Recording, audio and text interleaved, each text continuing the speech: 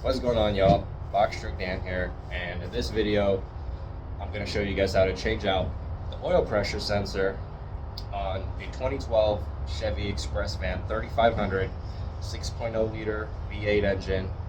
So if that's what you're looking for, I'm going to show you how I did it. It's a pretty simple process, so if you're ever in a situation like I was put in, where I was on the road and I had to figure it out, watched a few videos myself, hopefully this helps. Yeah, it's also compatible with the GMC Savannah, similar years. It's pretty similar stuff. Anyways, hope you enjoy, and hopefully actually help somebody. I'm going to show you what led up to that point of me having to actually do it. And I've had a interesting morning, but thank God this sounds like the smaller and not the worst of what's going on. But nonetheless, I'm driving, and out of nowhere I noticed my oil pressure gauge jump all the way to the bottom, right?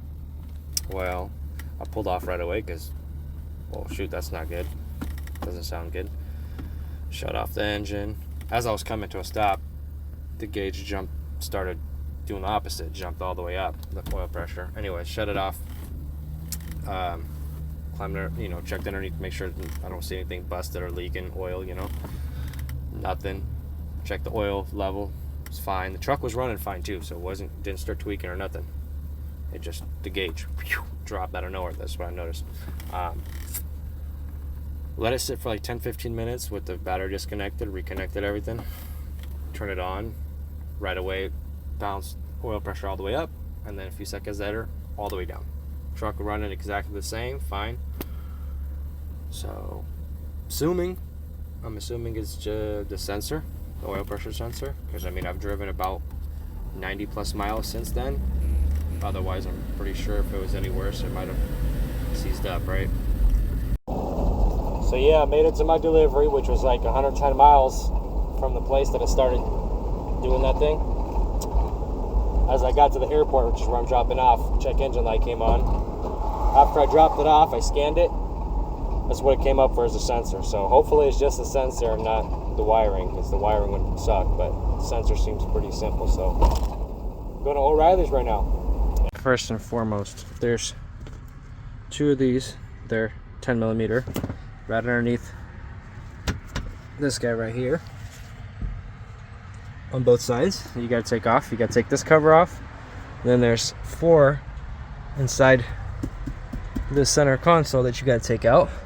Then there's 2 more 10mm, one on this side and one on that side, that you got to take off before you could get to the bell housing. So you got to do that first. Once you got those 2 10s off, you literally just kind of gotta force it out a little bit. It's kind of easy, pops right out. All right, once you got the 4 10mm unscrewed right here in the center console, it literally just comes right out. Now, what you also got, right, is this little vent. It pulls right off too. Just remember how things go when you're attempting to do this. And then the bell housing, it's easy to just a couple of these right there, pull them off, and we'll get to the next step. I still have this plastic cover to take off. The driver's side, and it's literally these 10s right here, this 10 and that one I just took off, so it's really easy. And then once they're off, you kind of grab on the sides underneath and pull it off like so. Voila. Next step, well, simply open all the latches, 2 right here, 1 on each side, and we go to the next step. Now we remove the bell housing, or the dog housing, whatever they call it.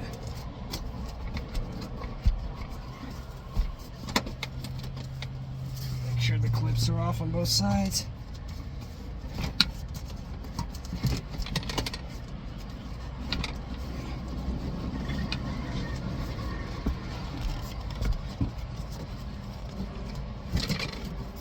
It just goes right off.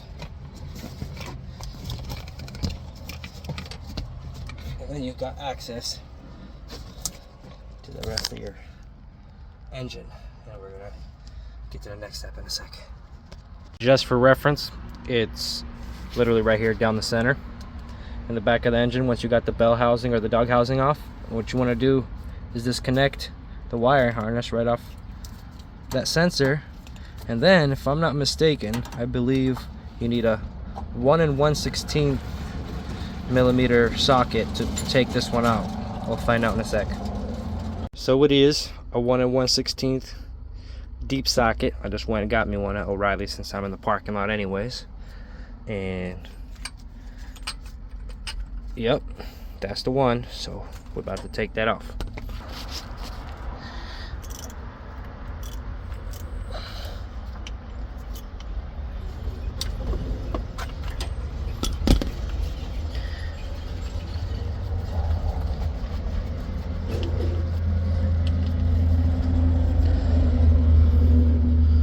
There you have it. That's the old one. That's the old one. That's the new one. And then it comes with this tiny little filter looking thing, right?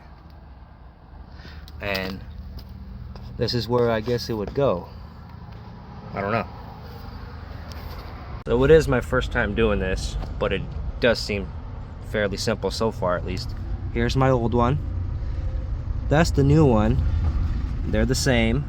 Just make sure you get the right one. I bought both because for my model, apparently there was 2 different types. One is exactly like mine with the circular connector, and that's number 926041 from Dorman at O'Reilly's.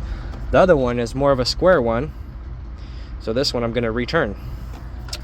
And the one that I got for me also came with some kind of little filter, but I did not see one upon taking out the old one, so I'm going to just replace how it was without the filter. After some consulting with some people, actually I'm gonna put that little filter screen in place. I don't know if the previous owner had it there at all or what, but when I took off the old one, there was no screen there. So okay, next step. Put the screen in, the filter looking thing, and then we'll put the new sensor in. Well, maybe not. I can't get it down to start screwing with that filter, so maybe it doesn't belong. It's weird. So I don't know with that little screen in that moment I couldn't get the sensor in, so maybe from factory it didn't come with it, or I don't know what the situation is, but I just put it back without the screen, put the new sensor in. Once you hand tighten it, then you tighten it the rest of the way with your socket. Just don't overdo it, because that is not good and you can damage it. Just enough. That's it. No, not too much. And that's it. Then you plug your sensor back in and put everything back where it belonged. Next, once you got your sensor connected, is you just put everything back. So next is the bell housing, dog house, whatever you want to call it.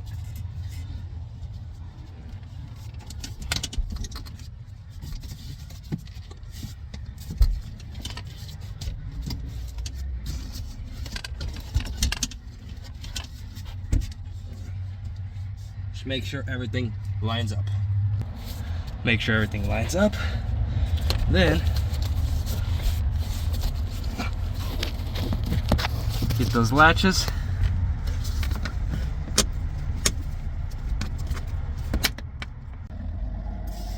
Get that thing over. secure it in place. Got that side done. I got that one in place. Now, the bottom ones in the center. In the center. Got those in. Next, we gotta put the center console part right here. Let's go. Now remember, this vent piece goes up there first.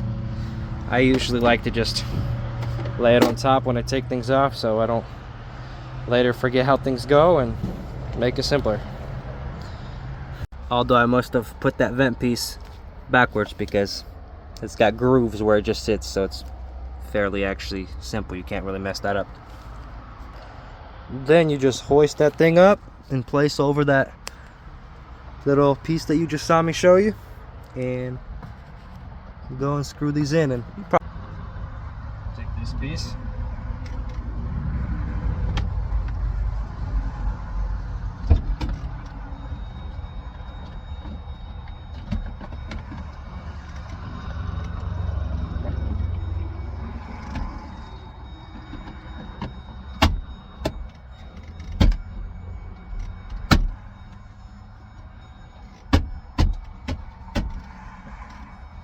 and now you just put the 10 millimeters back in and do the same with the other side. And then you start the truck and you check it out if it did the job. All right, moment of truth. Let's start her up and see what happens.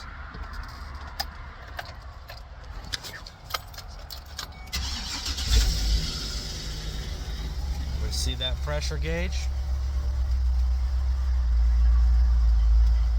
Seems to have went up and now is holding pressure, and right before that it was doing absolutely nothing. It was completely on the zero. So that's how you change out your oil pressure sensor for beginners. Hope you guys enjoyed, or hope it helps somebody if you come across this video. Yes, it's not the best quality, but that's how you do it. And if I can do it, you can do it. You need a 10 millimeter socket for the things in your center console and the plastics. And then you need a 1 1/16 socket for the actual sensor. And that's about it. And also, you might want to get some brake cleaner.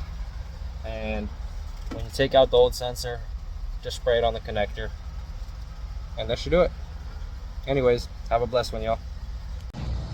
Well, if you made it this far, I appreciate you and your time. Hopefully, like I said, it actually helps somebody. Like, subscribe. If you're new to the channel, if you just came for that video, I got fishing videos mostly. That's most of my content. I drive across the country, and sometimes I'll post some cool things. Kind of been slow with posting things and kind of took some time off, but I think I might hop back into making some videos. Why not? Anyways, appreciate you guys.